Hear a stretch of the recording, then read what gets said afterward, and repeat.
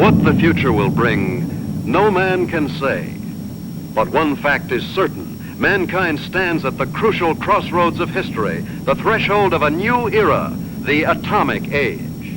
For the people of the U.S., skilled in the uses of science and technology, the atomic age is profoundly significant.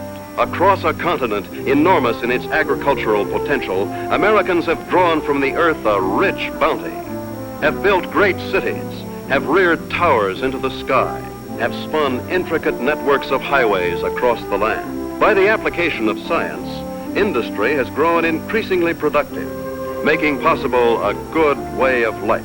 With assurance, Americans look with an abiding faith to the future. For many, citizen and scientist alike, atomic energy means the promise of a more abundant life.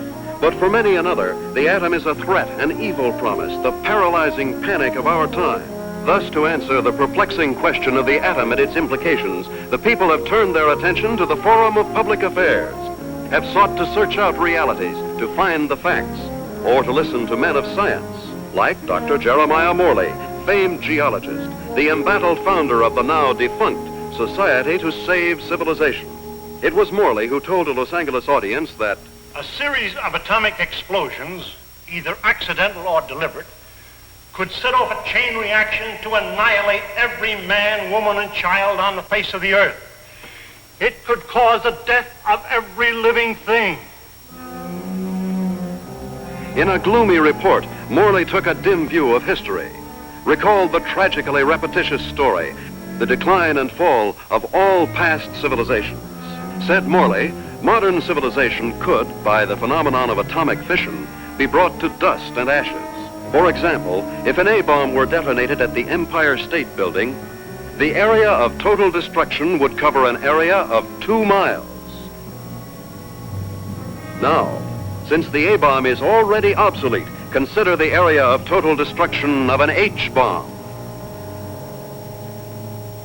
And science has promised us bombs 1,000 times more powerful, poisoning with radioactivity all the air and water of this earth. This could mean not only the end of our own civilization, but the very possibility of any future civilization. What are we going to do about it? I'll tell you what I am going to do about it. I have a plan to preserve human life on this planet. I hope you will join with me in carrying it out.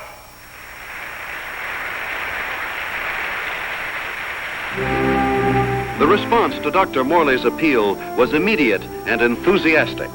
The Society to Save Civilization was set up. To its headquarters flocked amateur do-gooders and professional scientists. From them, Morley chose a staff of experts.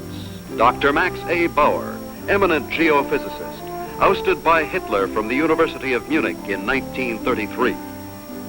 Dr. James Paxton, metallurgical engineer, twice winner of the McKenna Scientific Award. Joan Lindsay, medical doctor and ardent feminist, who, for her research in biochemistry, was named winner of the annual award by the American Confederation of Women Scientists. Dr. George Coleman, authority on soil conservation. And Andrew Ostengard, sandhog, explosives expert, Marine veteran of World War II. It was this team, qualified each in his own way, that helped set in motion Morley's audacious project, a daringly planned program, which he took 3 months later to the board of directors of the Carlyle Foundation.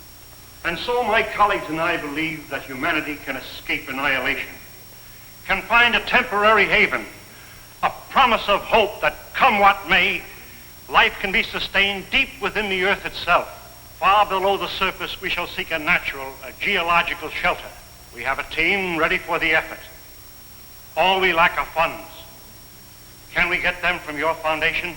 Dr. Morley, I believe it would expedite matters if I were to ask the questions. We're laymen, you know. First of all, isn't the inside of the earth solid? The interior of the earth is made up of vast caverns and air pockets, joined by natural avenues leading from the surface. Natural avenues? Funnels and fissures. Such a fissure lies within the world's largest extinct volcano at Mount Nelly. That is where we intend to start our journey. Well, these funnels, how far down do they go? Hundreds of miles, perhaps thousands, to the very core of the Earth. But isn't the inside of the Earth, the very core, a molten, fiery mass? To the contrary. The latest body of theory holds that the inside of a sphere, such as the Earth, is cooler than the temperature at its surface. And how would you traverse these thousands of miles? Dr. Coleman, the perspective drawings, please. This is a cyclotram. A what? It's an amphibious conveyance based on the principles of an ovoidal bathysphere. A what? Like a submarine, with the mobility of a tractor. Its head contains a burrowing device, and its walls can withstand extremes of temperature and pressure. But even with the cyclotram or the bathysphere or the whatnot, how do you know you'll be successful in finding this underground haven? We don't know, but we must try. There is no other alternative, no other course, no other hope of keeping the spark of life alive. And the cost?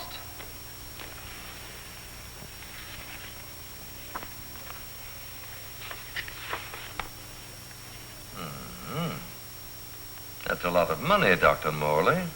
Well, surely you don't expect... But we do. I know you and your committee mean well. Mean well? Next you'll be calling us starry-eyed idealists.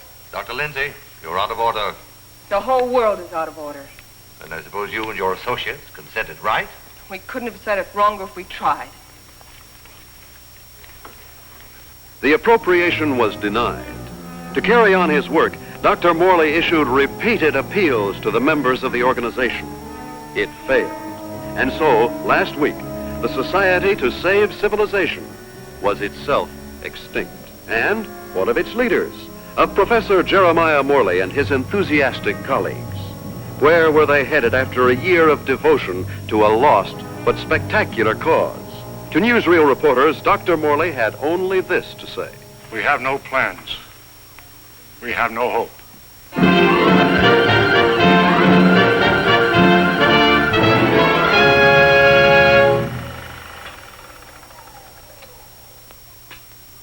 Better stand by, Frank. We may want to run that again. Well, gentlemen, what do you think? It's like asking a man what he thinks of his own obituary. I thought you'd like to see it, or its release, in case you had any objections. Now he thinks of our objections.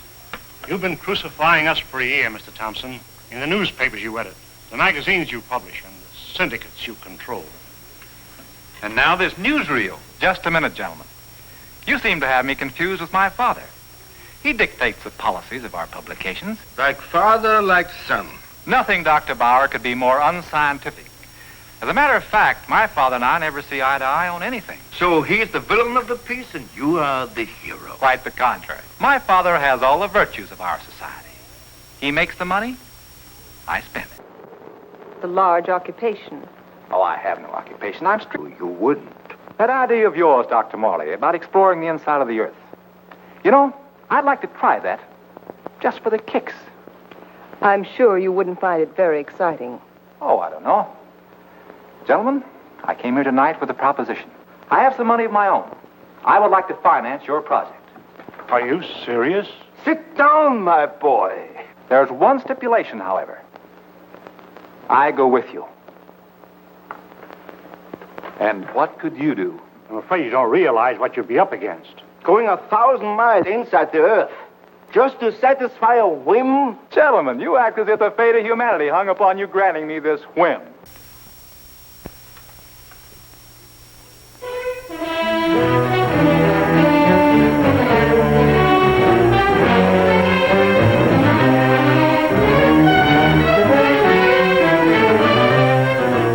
Plans for the expedition are being completed ahead of schedule. And Morley is pleased with our progress. The cyclotram nears completion. Adequate nutrition in concentrated form has been perfected. And for an auxiliary water supply, the Sloan H2O condenser will be used. By the study of our laboratory animals in a new environment, we expect to gather important scientific data. At last, the cyclotram is ready to be loaded aboard the SS Aurora.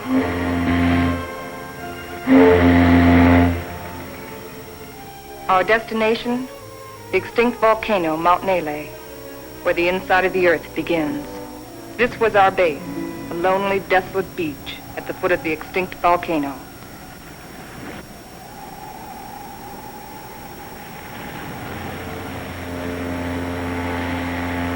Well, let's go.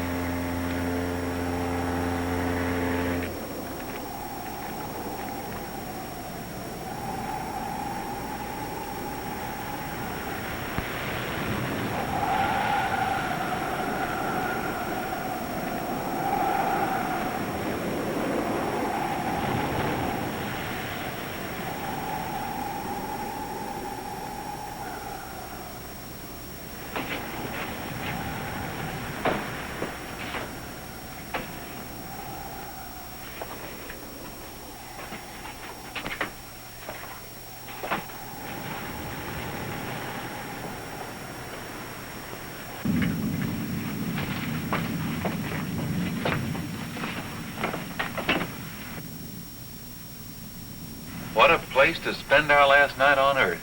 You sound like we'll all be dead in the morning. It's a possibility if we stay here.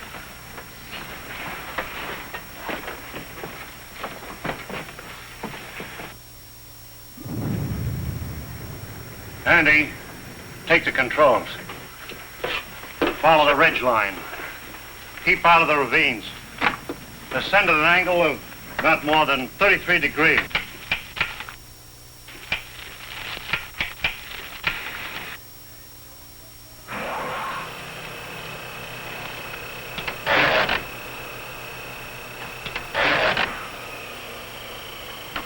Something's wrong.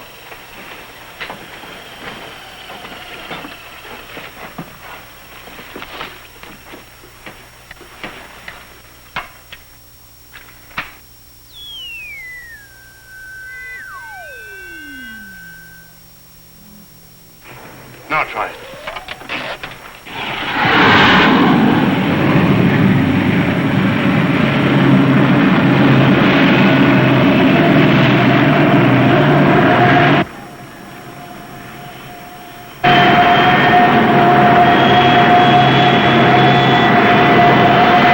Sustain 2,000 RPM. And follow our chart plan, R4. Check.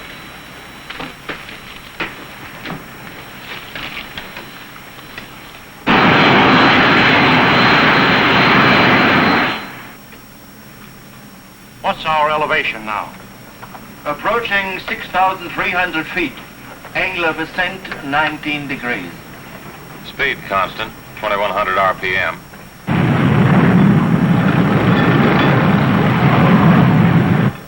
I wonder how long this iron lung is going to hold up. You can still beg out.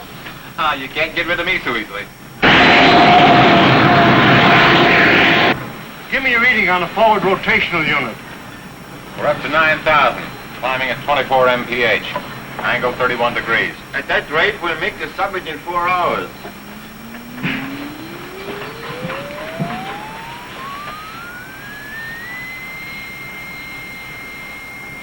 Dr. Muller, we are meeting some unstable isotopes. Increase the lateral unit to 12,000.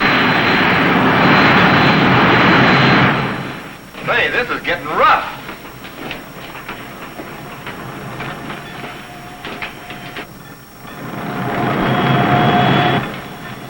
We're approaching position R4. Our computations show an error of less than plus 0.14. Good. We'll reach the summit in 30 minutes.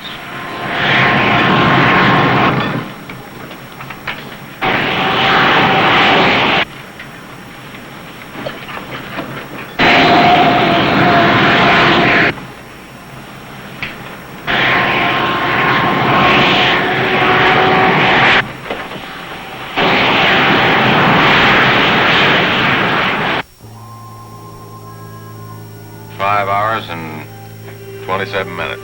Excellent. 33 minutes ahead of our estimated schedule. We'll make a final check of our position before we enter the crater.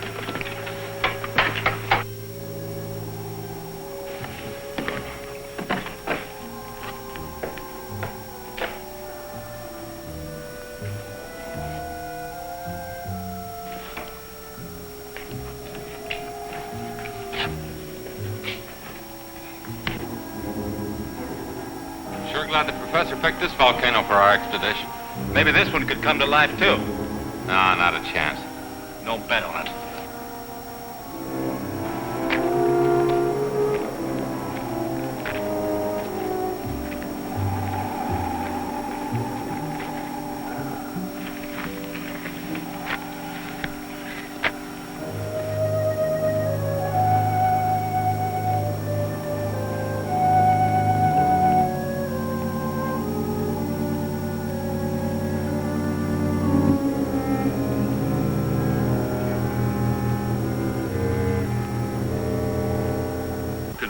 There's no reason for us to wait till dawn. We'll proceed into the crater now.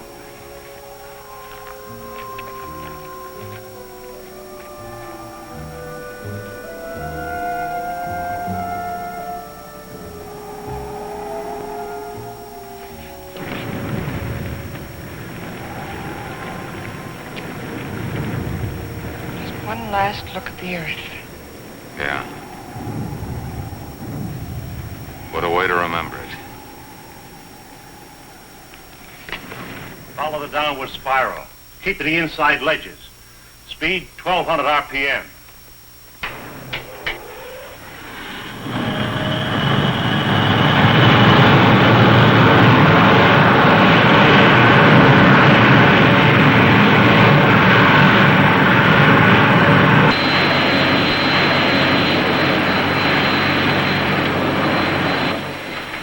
Brother, it's really black out there.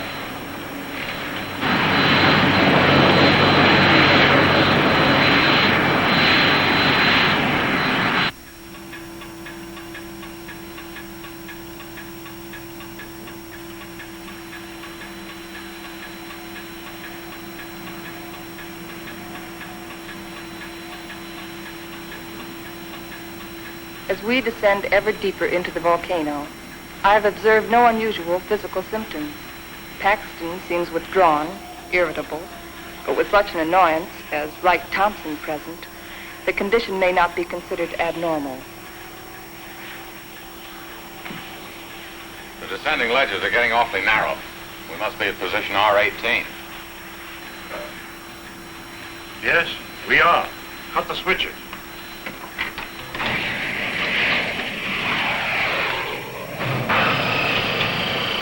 We'll be doing some hiking now. Better have some breakfast.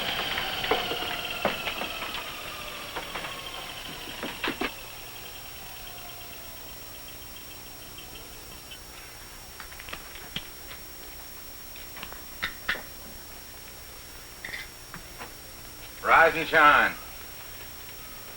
Morning. How can you tell? Breakfast is served. Breakfast. Well, I've always said there's nothing like starting off a hard day's work than with a good breakfast. Hey, Doc? How would you know? You don't like my kind of guy, do you? Not very much. But I'll make an exception of you. You I don't like a lot. Coleman, take the controls. We'll scout the way on foot for you. Follow on down along the widest ledge.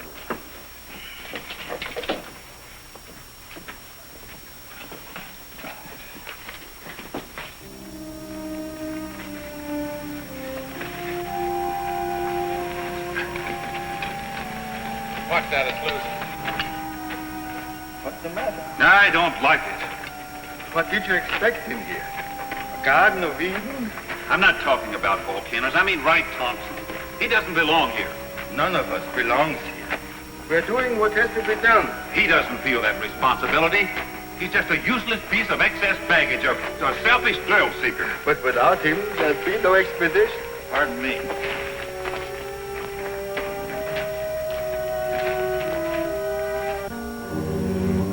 Kind of deep down there, isn't it?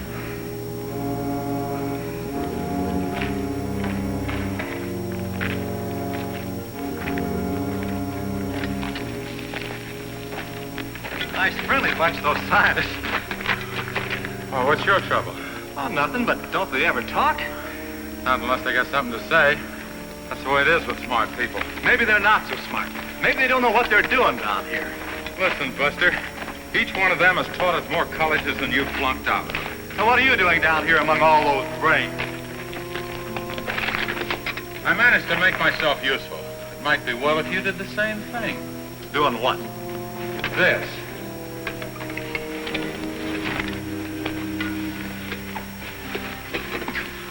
You lead the way for a while.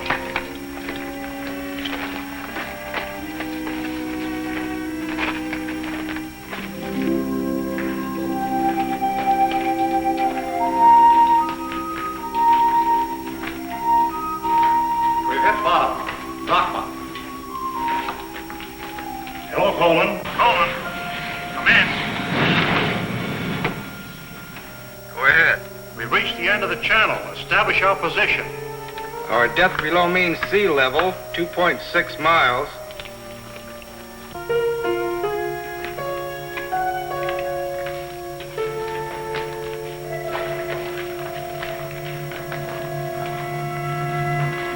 The Engstrand Underground Geological Expedition reached this point June 12, 1938, and was unable to proceed further. Why anyone who follows us should want to go further, we do not know, but we assume that they have good reason for doing so. Good luck. If Engstrand were living today, he'd know the reason. The world has changed since 1938. The world has changed since yesterday. We better get to work.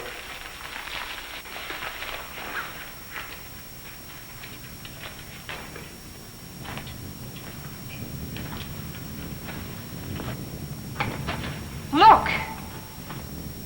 That's pressure from the other volcano. We'll have to work this side.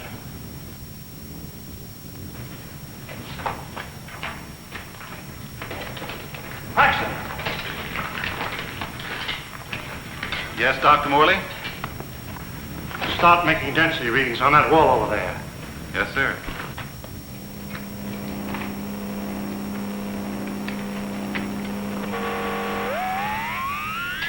This is it. The point of least resistance. Okay, Andy. I'm ready. We'll all go back to the cyclotram.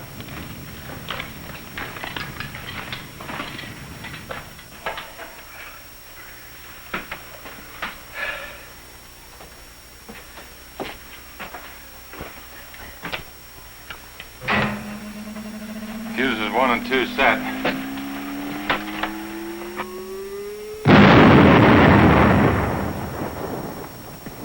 I wonder what we'll be running into. There's only one way to find out.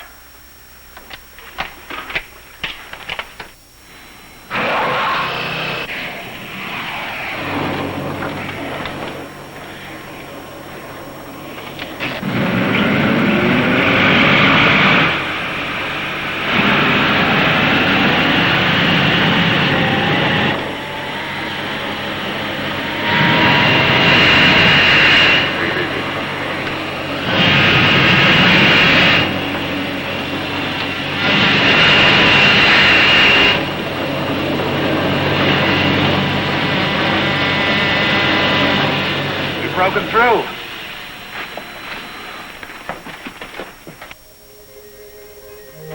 Looks like a tunnel.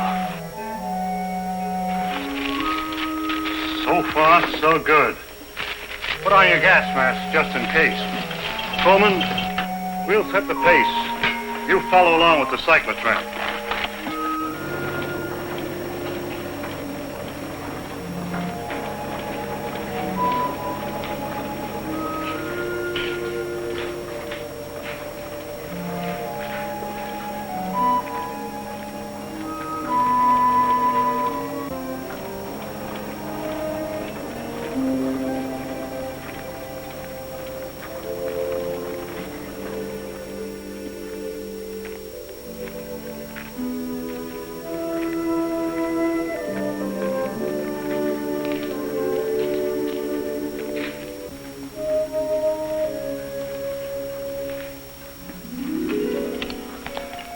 The air is fresh and clear. You can take your masks off. Pressure seems normal.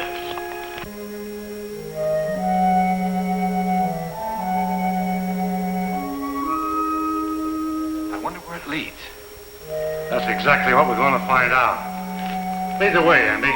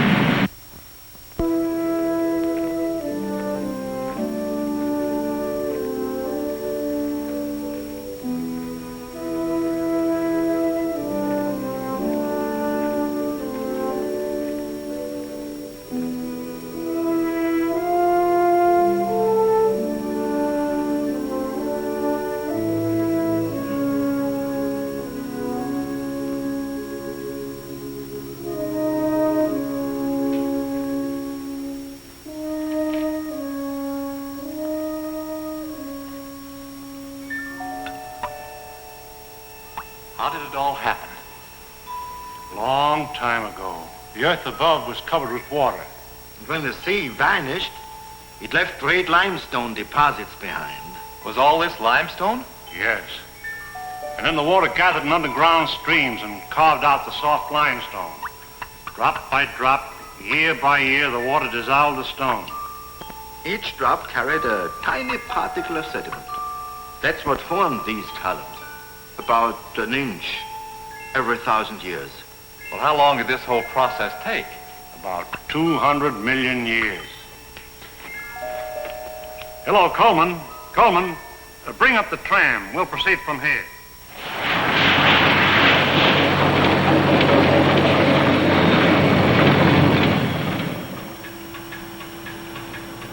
We're down 100 miles. You better pull up. Cut the switches.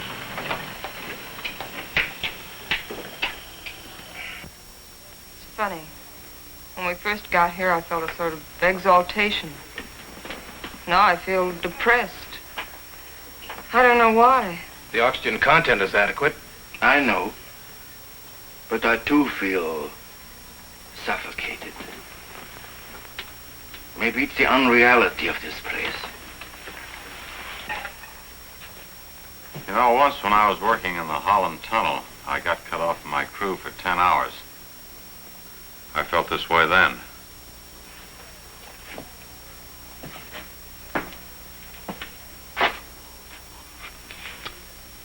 I think I know what it is. It's loneliness. It's a feeling of a person away from people. I felt it on the top of a mountain in Tibet, in the jungles, and on the Arabian desert. It's like the last cord tying you with humanity has been cut. It's more than that. People have dignity only in relation to many other people. Alone, a man is as useless as any rock out there. No, you're both talking nonsense. Nature doesn't influence man. Man influences nature. One man, one strong man, can change nature. Oh, you're wrong, Dr. Paxton. It isn't one man. It's many men working together. Right, teacher? Men together are no more than sheep. One man standing alone leads the way. Then the sheep follow. Please, gentlemen. Well, I'm please. embarrassed for all of you who call yourself scientists. Swayed by a self-indulgent young fool. I'm going ahead. I hope that by the time you catch up with me, the atmosphere will have cleared the cobwebs from your brains.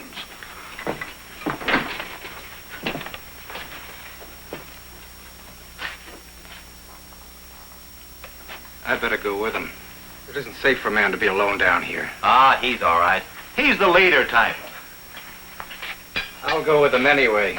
There wouldn't be leaders if there weren't sheep like me to be led.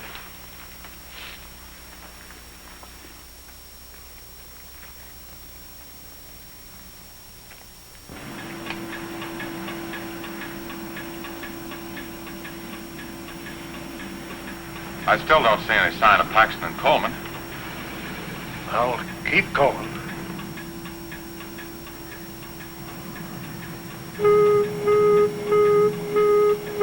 Gas! Gas! Paxton and Coleman. They forgot their gas mask.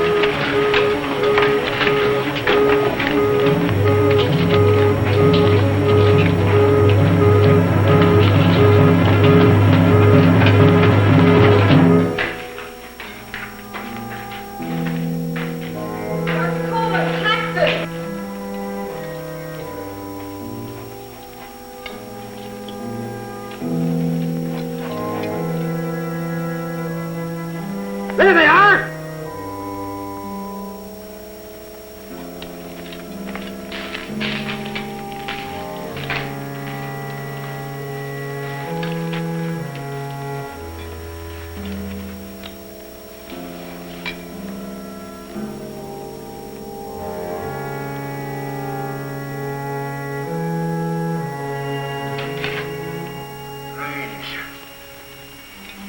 Digging a grave 110 miles under the earth.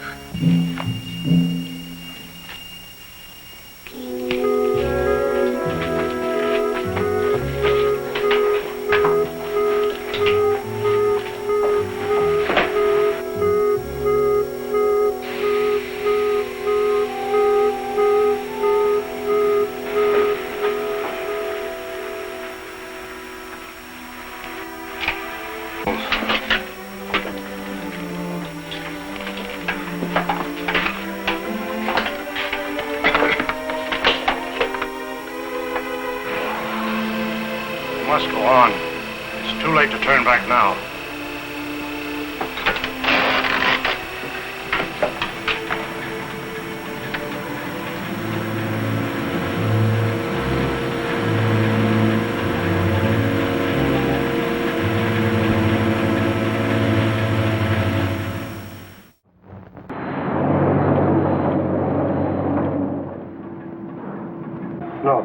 Andy?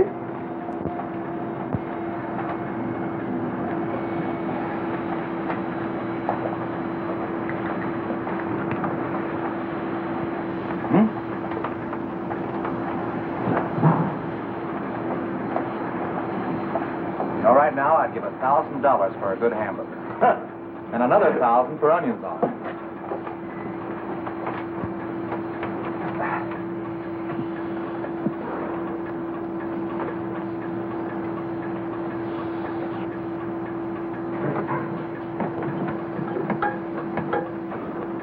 Dr. Morley, our water supply is... Cut the switches.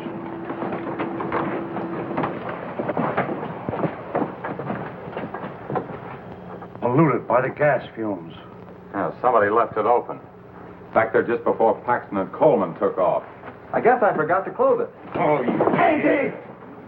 It was an accident. An accident? We may never find water again. Now I suppose you'd give $1,000 for a glass of that. Andy, there's a job to be done. We've got to find water fast, and in this area. Yeah, I know. We got about a chance in 1,000 of finding it.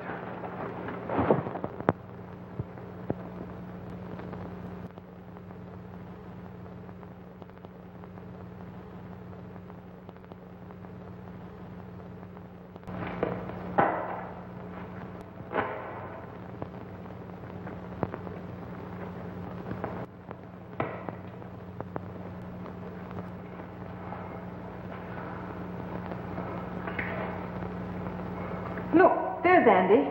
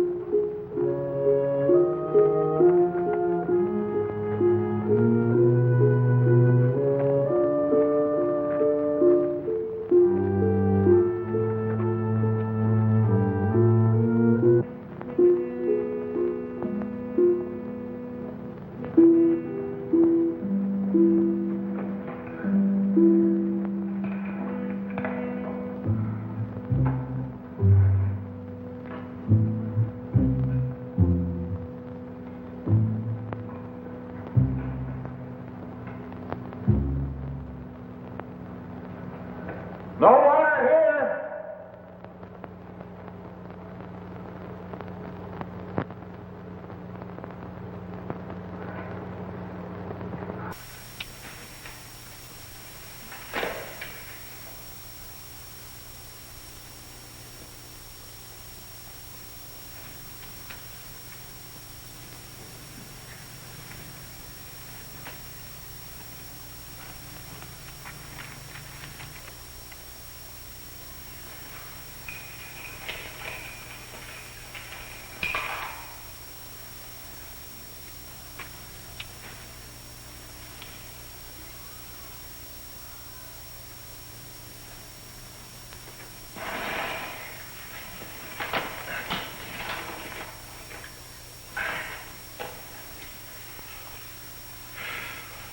Thing like this enough to drive a man stir crazy.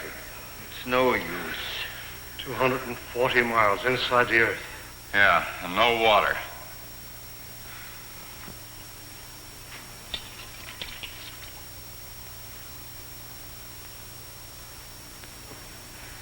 Here.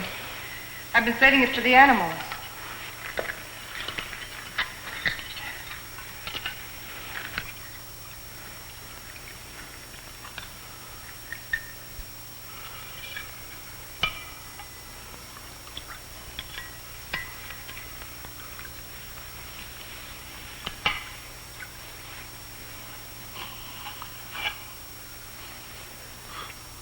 Go ahead. Enjoy yourself. It doesn't cost a cent.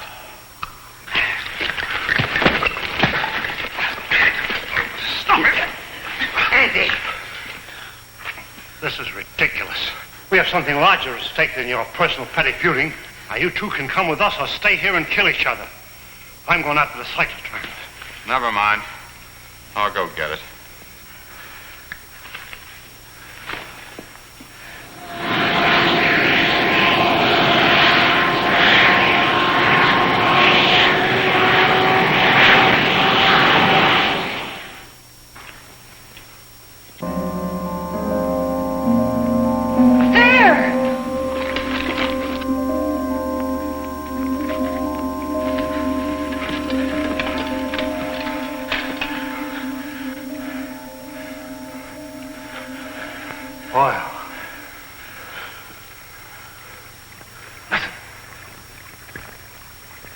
Like running water.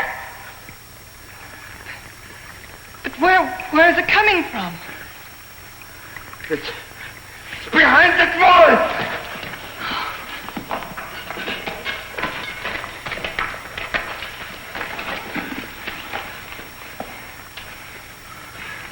It is running water. Well, why don't we go through the wall of the cyclotron? No. There's this brother. There's still such a thing as too much butter. It could be an underground sea. Andy, bring a couple of heavy hammers.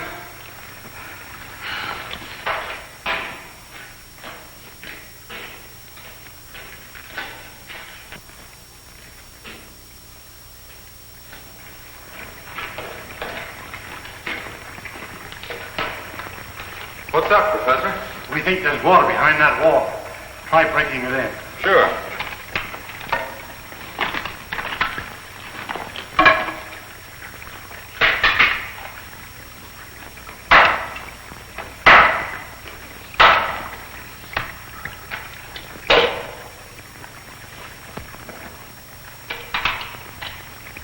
I brought 2 hammers, you know.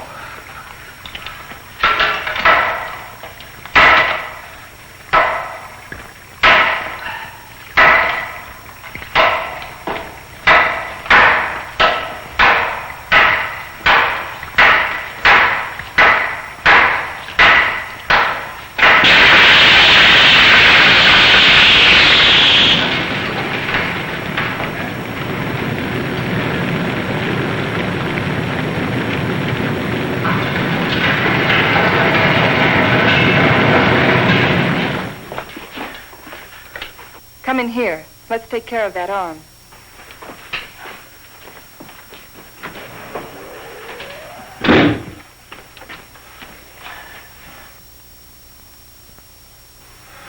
The outside temperature is rising fast. It's up 280 degrees now. It looks as if it could go on forever.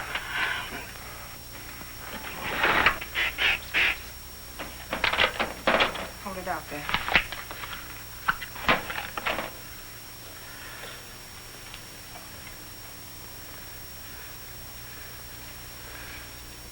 How's the temperature? It's dropping fast. The outside pressure's dropping, too. Good. Condensation will soon take place. There. You're a pretty good doctor at that. You're a pretty good patient at that. Thanks. Here, slip this on.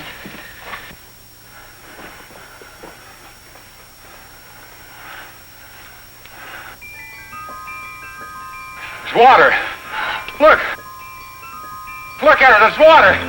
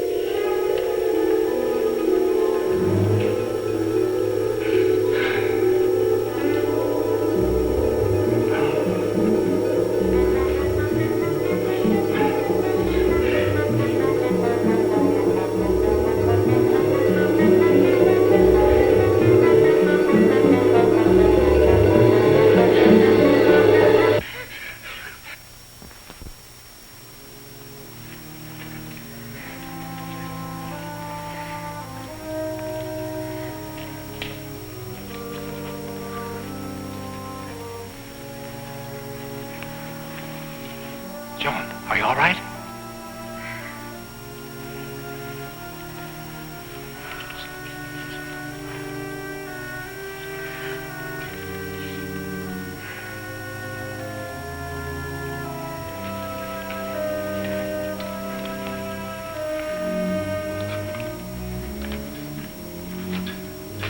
Well, what shall we do now? All right, I'll say it. I'll say what's on all of our minds. Don't try to read our minds, Thompson. Just speak for yourself. Then I say, let's go back. And I say go on. But look at Joan. We've gotten nowhere. Deeper and deeper into nowhere. We've failed. Would our failure be any less if we turn back now? Our chances of living would be greater. If we go on, we're dead. As dead as Paxton and Coleman. That's a chance we have to take. The stakes are high, higher than our lives. They involve the life and death of all mankind. That's a great speech, but I won't buy it. All right, let's put it to a vote. Thompson? Go back. Andy? Go on. Bauer?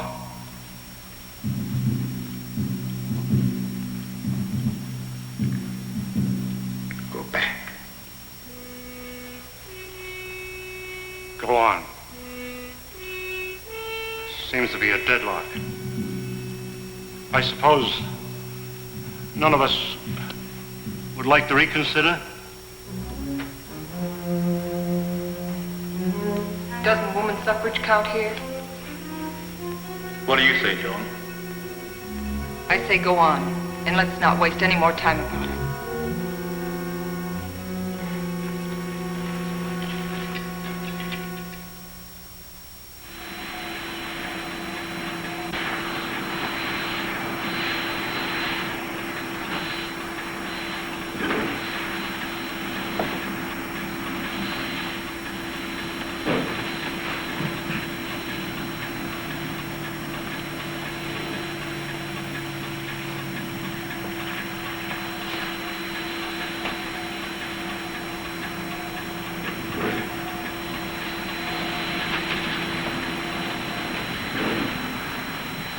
How are those burns coming along? Good as new.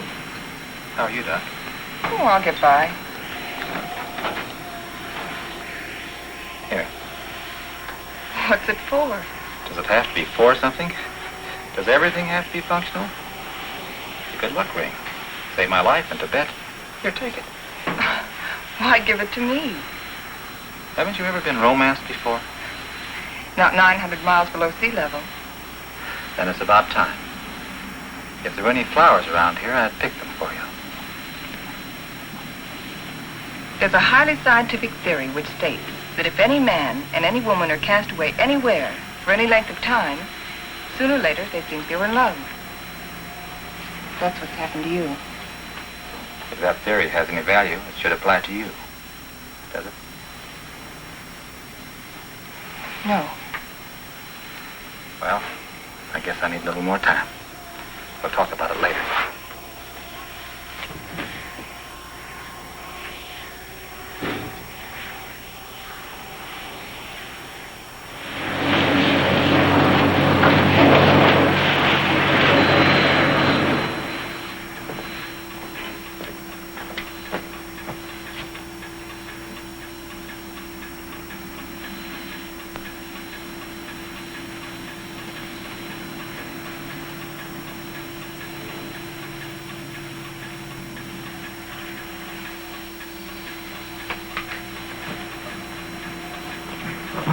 Say, how about pulling this jalopy level for a minute? Just long enough for us to get out of these straitjackets and stretch.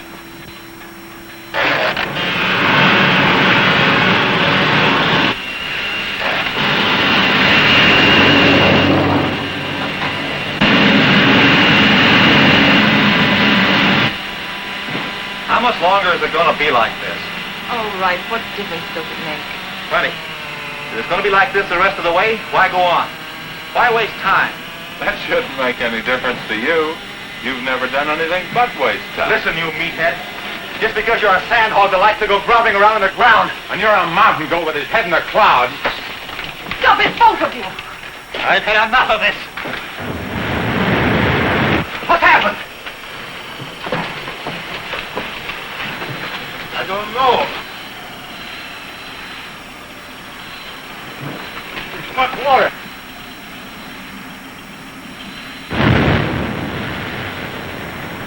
We are out of it.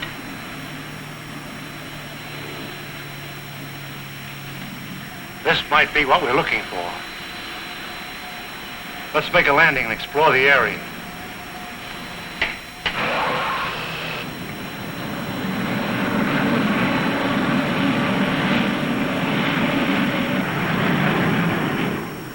It's got a high calcium content, but it's drinkable. Hey! Look what I found.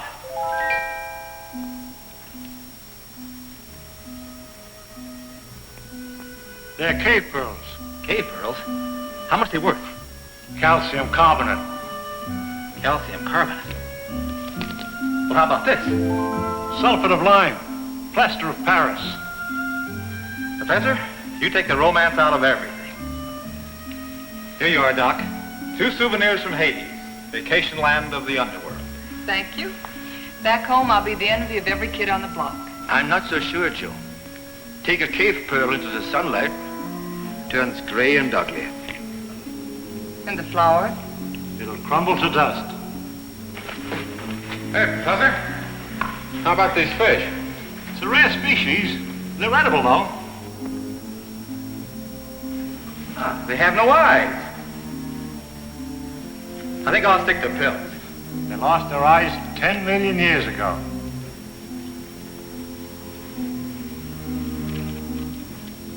What kind of a place is this? Flowers that crumble to dust in your hands.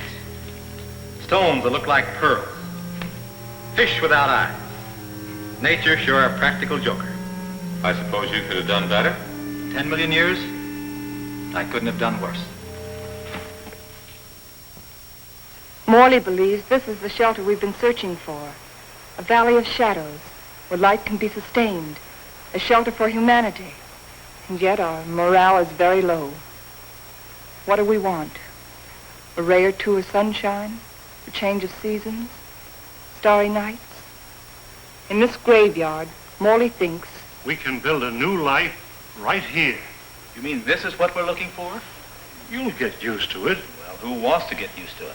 Why don't we go on a little further? But we've come 1,100 miles already. How can you measure what we've been through in miles? I say let's go back or go on. But this is no place. What is your wish? We've come so far, let's go on.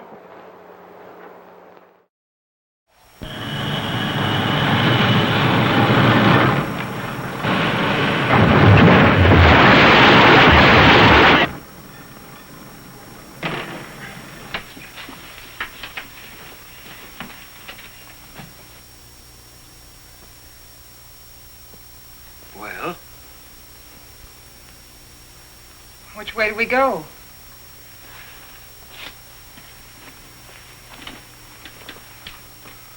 I suppose we'll have to explore both channels. I'll take the right one. Right? You take the other. Why me? I'll tell you why. I'm sick of taking your orders. That's the trouble with you, Thompson. That's all you do is take, you never give. Without me, there wouldn't have been any expedition. Well, that's not enough. It's time you gave something yourself and not your pocketbook. Andy. We might as well get started.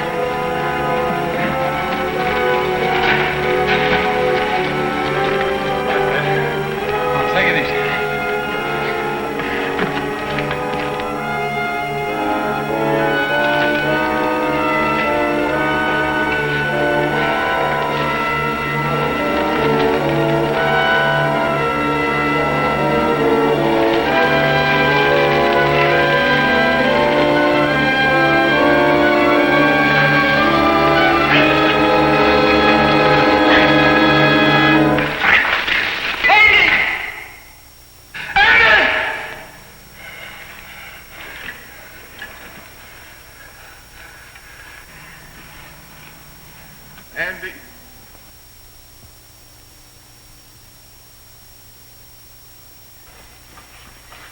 You're supposed to be taking it easy. Try to get some rest. Listen to me, Wright. You've been like this for days. How long can you keep it up? He didn't like me any more than I liked him. Yet he saved my life. It doesn't help brooding over it. But he died saving my life. He did what he believed was right.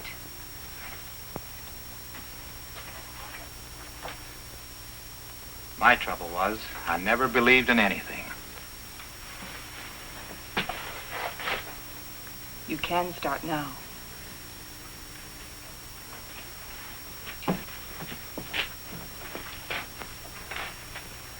Morley wants to go back to that Valley of the Shadows he liked so much. Well, it's better than this. But it isn't good enough. What do you want to do? I too want to go back. But all the way back. Now that Andy's dead. Now that Andy is dead, we've got to go on. We've got to, until we find what we're after.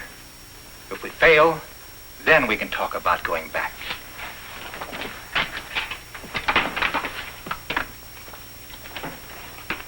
Over there.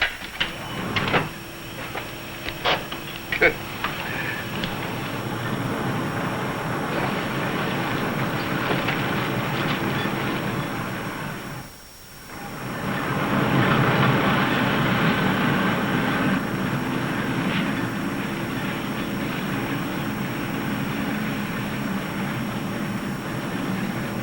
This must be a continuation of the other river.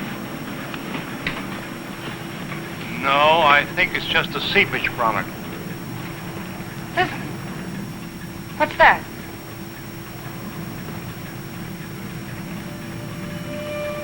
Look! It's like daylight.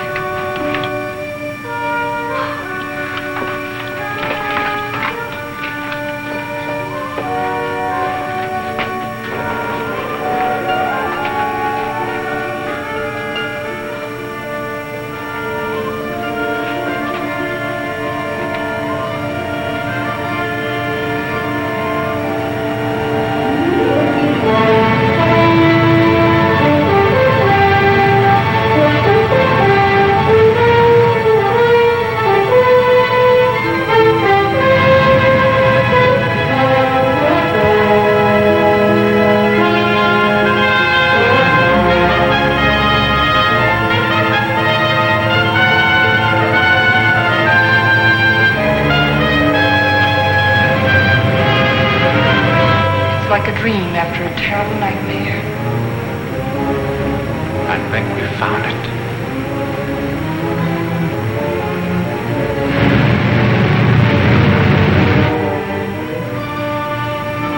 Promised land.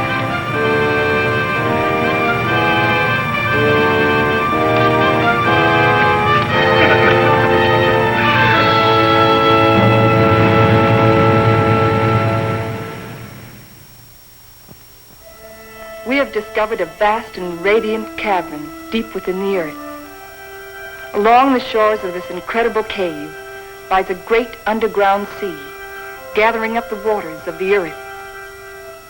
A strange, sunless light is reflected from the phosphorescent dome.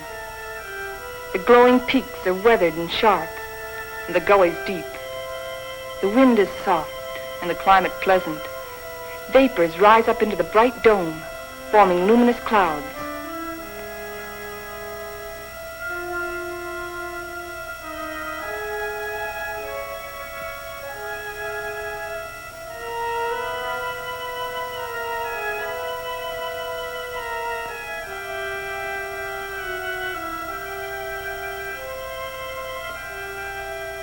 The area is rich in chemical resources. That means power and industry, according to Bauer. And Wright says a real estate boom is on.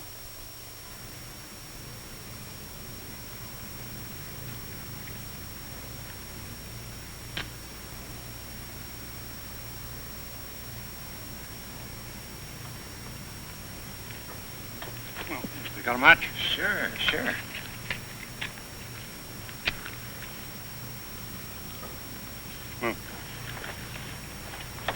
How you coming, Professor? Uh-huh. Still feeding those rabbits? They eat like pigs. Small wonder. They're expecting in a couple of weeks. All of the rabbits? No, silly. Just the lady rabbits. Tell me more. Here, make yourself useful. Get some more water. Explorations and surveys of the surrounding area continue. Morley and Thompson have set out toward the southeast to investigate the land and its potentialities.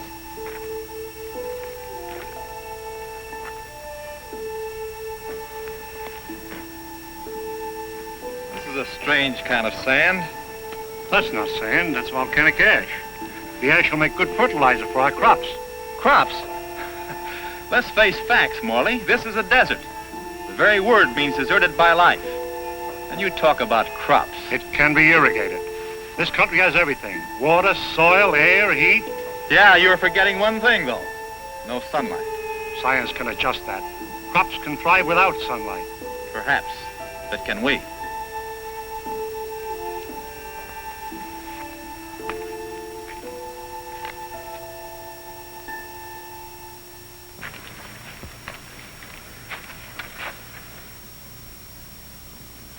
What sort of species is it? It's the fossil remains of a species of lungfish. He breathed by means of both lungs and gills.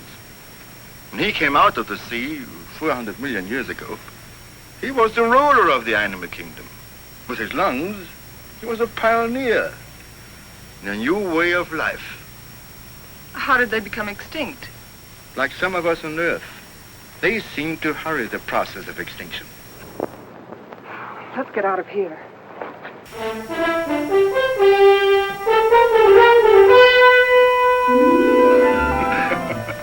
What's the matter? You act like you swallowed a canary for breakfast. This is the day, right? This is what day? The day we're expecting the first litter of rabbits. Well, who's going to pass the cigars around? You apparently don't realize the importance of it. Oh, I'm sorry. By observing the rabbits, we've already learned that they respond to nature basically as we do, as any mammal does. And from their young born today, we can predict how our own young will respond in the new world. Dr. Morley, Fowler. Come on. You go ahead. I'll get plenty of hot water.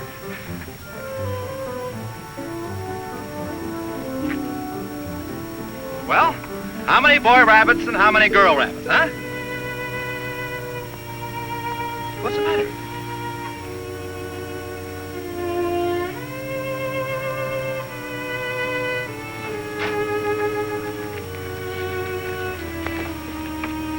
Joan, what's the matter? They're dead. They're all born dead.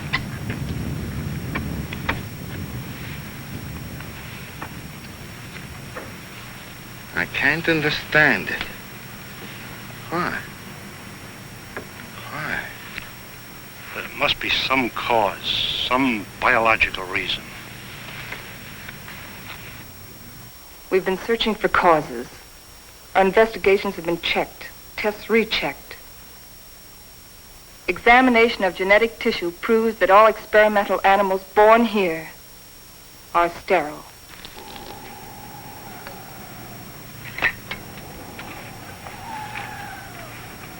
You know what this means? This new world. A haven for the dead. This is the end of the line. Now we know that the human race cannot reproduce itself in this underworld region. It appears our mission is a failure. Then we can't stay here. At least one generation could. And after that, what? The end of humanity. That I won't accept. Neither can you run away from facts.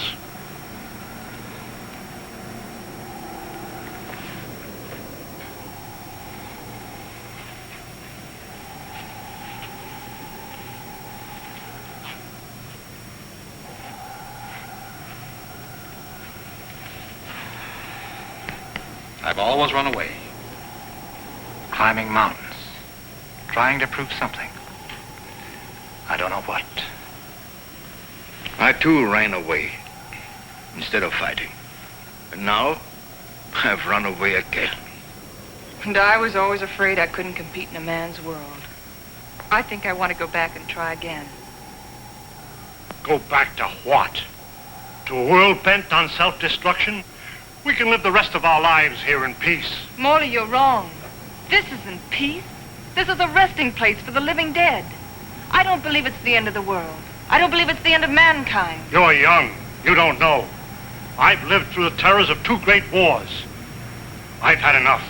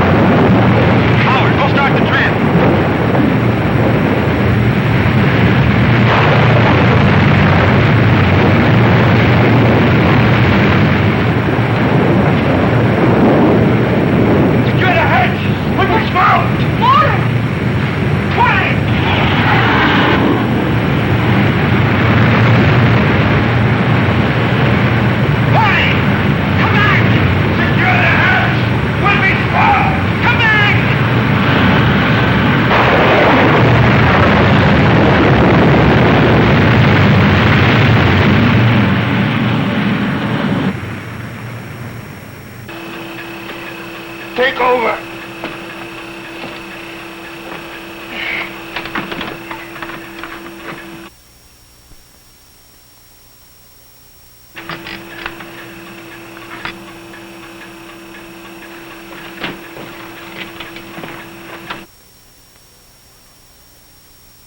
Something's wrong.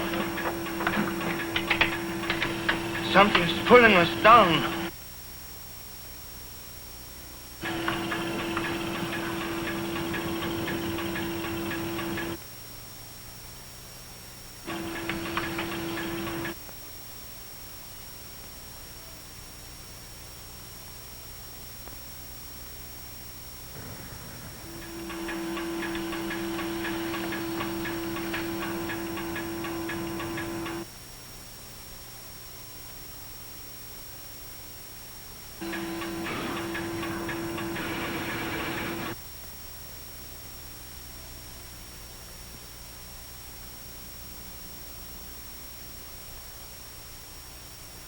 We are lost.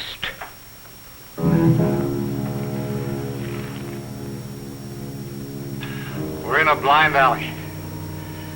Ever since we started, we've been in a blind alley. We can't bury ourselves in the earth and expect to live. Maybe that's the secret. Morley understood. Strange. We didn't know it before. I used to be afraid of death. I was afraid of life.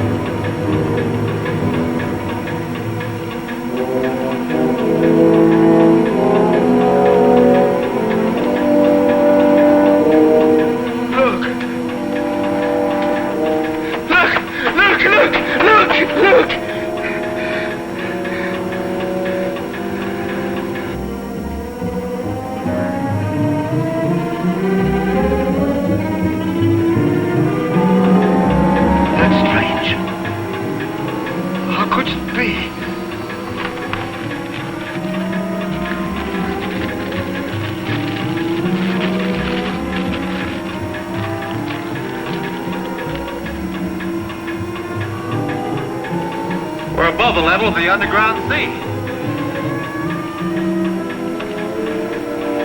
We found a channel to the upper ocean.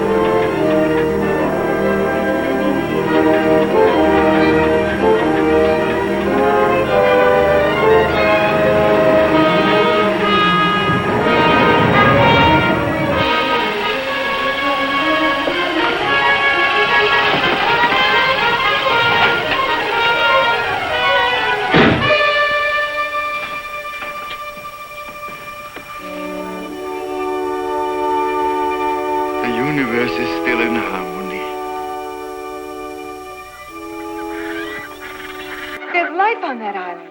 People. I feel like I'll live forever.